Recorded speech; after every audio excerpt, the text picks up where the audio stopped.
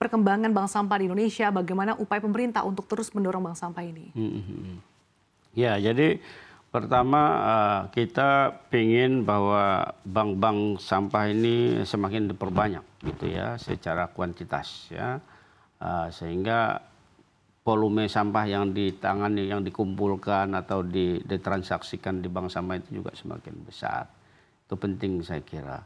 Kemudian yang kedua tadi yang saya bilang bahwa bank sampah ini kan sebetulnya sebagai simpul untuk pengumpulan juga sebetulnya.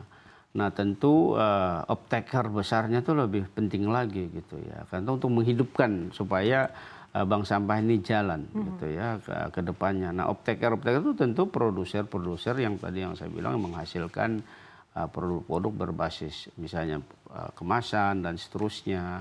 Kita mendorong adanya extended producer responsibility tadi.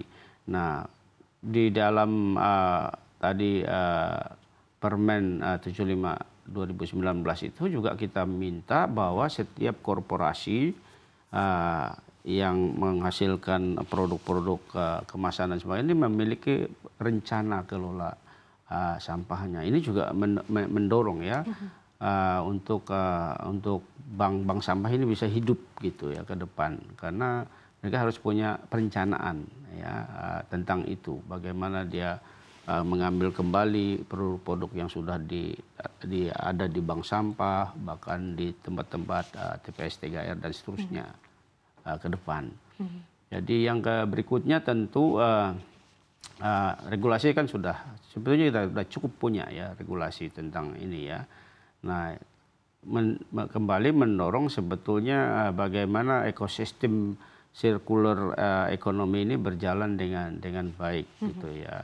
Dari hulu hilir tadi yang saya bilang dengan pendekatan dua besar tadi, yaitu bagaimana circular ekonomi dan yang kedua adalah energy recovery-nya. Karena kalau ini jalan ke depan, ya saya pikir target kita zero waste, zero emission di 2050 itu bisa tercapai. Okay. Dan kita juga mendorong dari sisi harapan kita nanti kita sudah nggak punya lagi TPA baru open dumping gitu di 2030 ya. Okay. Jadi kita mendorong nanti ke depan sampai 2050 itu bahkan TPA itu hanya untuk menampung residu aja, bukan lagi menampung sampah. Karena kita harap semua sampah itu terkelola terbaik, dipakai menjadi bahan baku baru dan seterusnya. Oke. Pak Alus, saat ini kan sebenarnya sudah banyak ya Pak LSM yang mungkin juga concern terkait dengan pengelolaan sampah. Salah satunya mungkin gerakan untuk bersih-bersih sungai ataupun GOT begitu ya Pak ya. Bagaimana Anda melihat hal ini Pak? Dan bagaimana pemerintah juga menggandeng para masyarakat ataupun mungkin anak muda untuk bisa meningkatkan awareness dan juga turut serta aktif dalam mengelola sampah? Ya tentu pemerintah sangat mengapresiasi ya tindakan-tindakan, upaya-upaya anak-anak muda terutama ya atau kelompok-kelompok anak muda yang melakukan upaya-upaya misalnya bersih sungai, bersih danau, bersih selokan dan seterusnya. Dan harapan kita gerakan-gerakan seperti ini akan semakin meluas lagi ke depan gitu ya.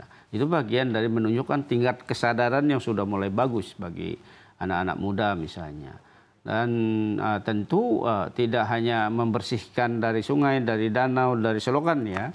Tadi harapannya sampah-sampah yang diambil itu juga sudah terpilah dengan baik, terklasifikasi dengan baik, sehingga ini bisa diambil oleh pihak-pihak lain, misalnya atau oleh bank sampah, atau bisa jadi kita kan punya program gradasi sekarang ini, gerakan sedekah sampah Indonesia misalnya.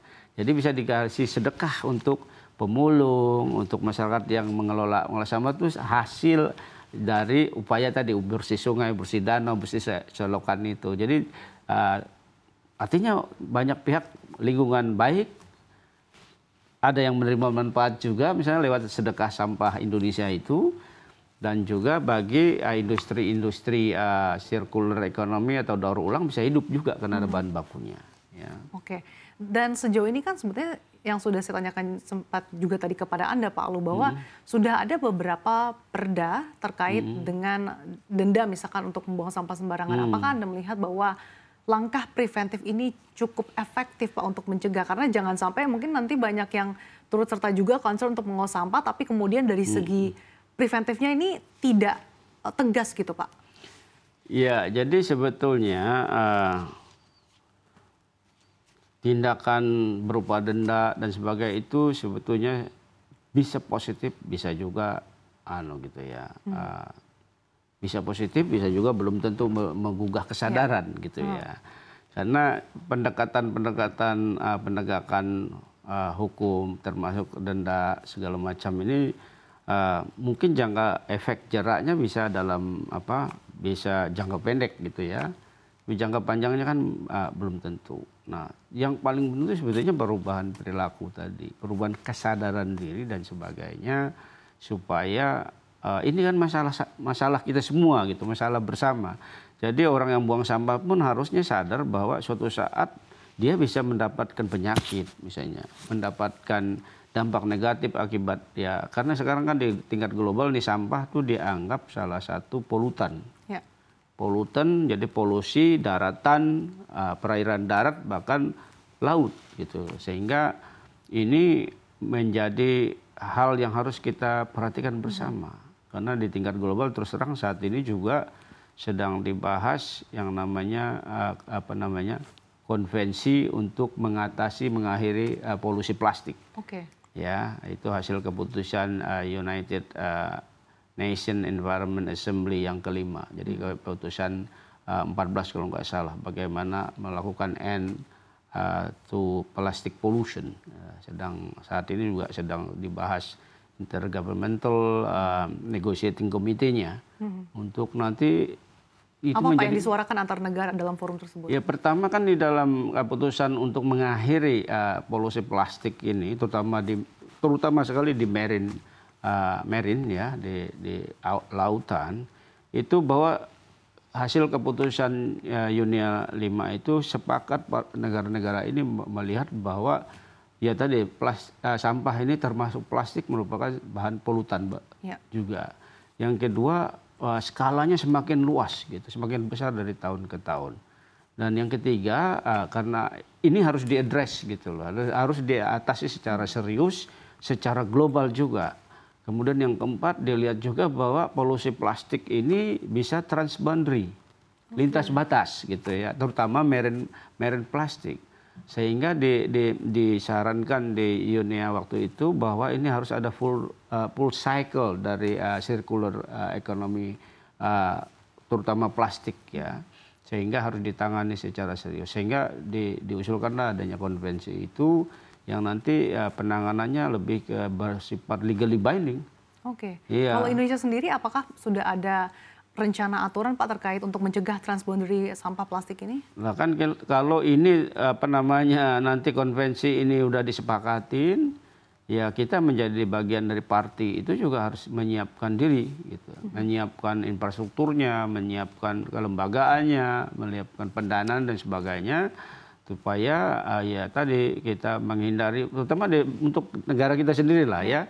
Kita tidak ingin misalnya sampah-sampah terutama plastik, karena plastik ini yang paling agak berbahaya sebetulnya, itu menyebabkan polusi daratan, perairan darat kita, kemudian perairan lautan kita. Kita ini negara lautan kan sebetulnya, kita 17.000 pulau lebih yang sebagian besar 70% lah kurang lebih wilayah kita ini lautan.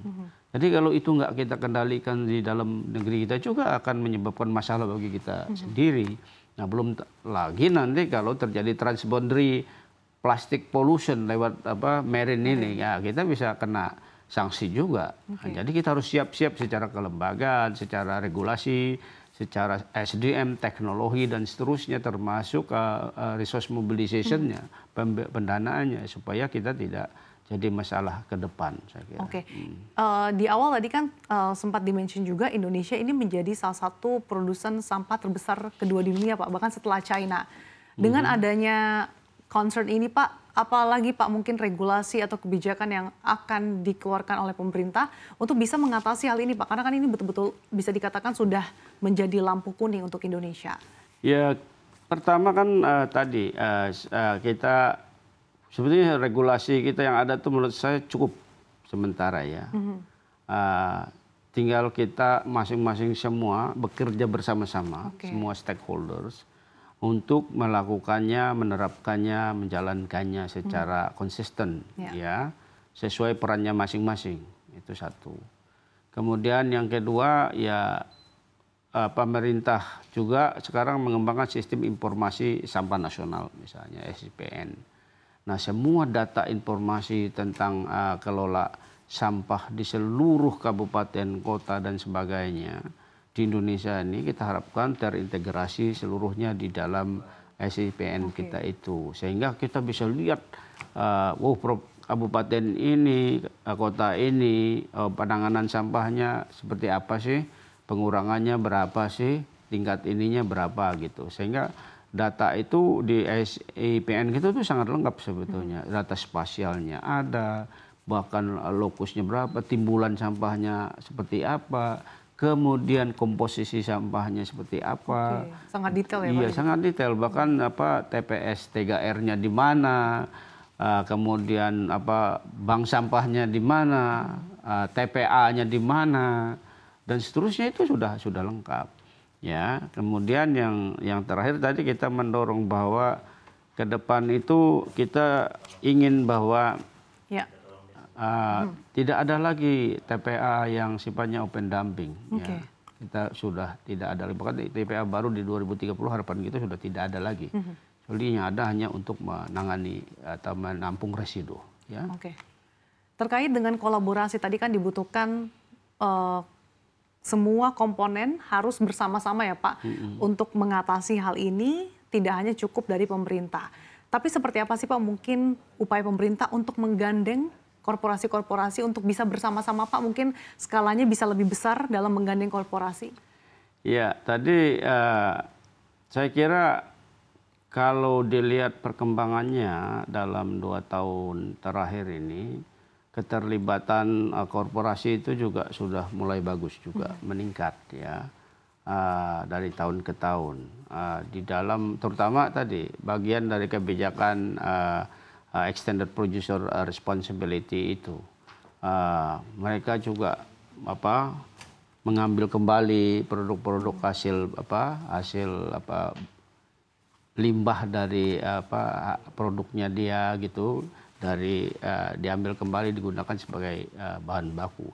Dari tahun ke tahun kelihatannya angkanya semakin bagus, dan itu menunjukkan bahwa korporasi juga mulai sadar tadi melihat bahwa ini juga sebetulnya peluang ekonomi, jadi bisa menghemat penggunaan bahan baku daripada beli yang baru, lebih baik menggunakan hasil olahan hasil limbahnya sendiri misalnya ya ke depan.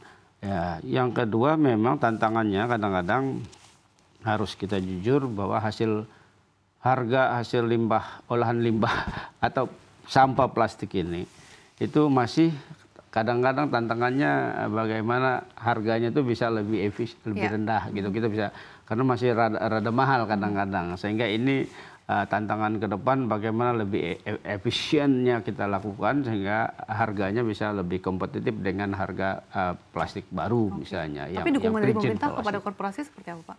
Ya, dukungan yang kita berikan ya pertama kita setiap waktu juga kita melakukan komunikasi, edukasi, diskusi dengan dunia-dunia usaha ini gitu ya. Bagaimana memperbaiki teknologinya, bagaimana cara-cara menyusun tadi rencana aksi pengelolaan sampahnya dan seterusnya ke depan. Juga lewat-lewat ya ada reward penghargaan kadang-kadang diberikan juga terkait dengan itu, termasuk misalnya proper kan, kita sudah punya program proper. Kita juga melihat bahwa bagaimana korporasi ini mengelola sampah dan limbahnya dengan baik atau tidak, itu terintegrasi di dalam propernya dia. Nah, ini juga bagian dari hal-hal positif yang pemerintah ingin dorong gitu loh, bahwa menjadi insentif bagi dunia usaha atau korporasi untuk mengelola sampah atau produk hasil sampahnya dengan baik. Kemudian tentu ya harapan pemerintah juga kita mendorong lembaga-lembaga keuangan ya membantu juga dunia-dunia usaha atau korporasi yang fokus mengelola sampah ini. menurut saya ke depan lewat pendanaan perbankan dan seterusnya. Oke, baik. Sudah ditegaskan oleh pemerintah bahwa pemerintah sudah berkomitmen ya Pak untuk mendorong dan juga mensupport para korporasi. Tapi tadi kata kuncinya Pak, sinergi dan juga kolaborasi untuk mengatasi masalah yang cukup kompleks ini dibutuhkan gandengan tangan semua pihak, tidak hanya pemerintah tapi juga masyarakat, korporasi maupun mungkin lembaga-lembaga lainnya.